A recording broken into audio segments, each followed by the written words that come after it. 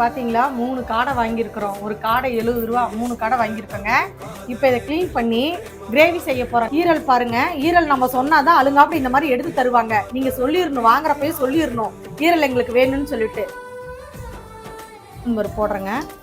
1 பதமா இடிச்சு வச்சிருக்கேன் பாருங்க. சின்ன வெங்காயத்தை, இஞ்சி பூண்டு அது இதே மாதிரி தாங்க, கருவேப்பிலை, ஒரு தக்காளி பழம், கல்லுப்பு. நம்ம இன்னைக்கு கறி மசால் தூள் அரைச்சி வச்சிருக்கோங்க. இன்னைக்கு காடையில முதல்ல ஸ்டார்ட் பண்ணிடலாங்க. காடை கிரேவிக்கு போட்டுடலாங்க. தேவையான அளவு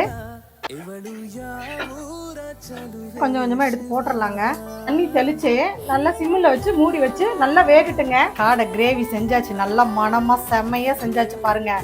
இது கூட சாம்பார் சாதம், ஒயிட் ரைஸ், சப்பாத்தி எல்லாத்துக்கும் இது நல்லா இருக்குங்க. நீங்களும் இதே மாதிரி செஞ்சு சாப்பிடுங்க. ரொம்ப நல்லா இருக்குங்க, சுவையா இருக்குங்க.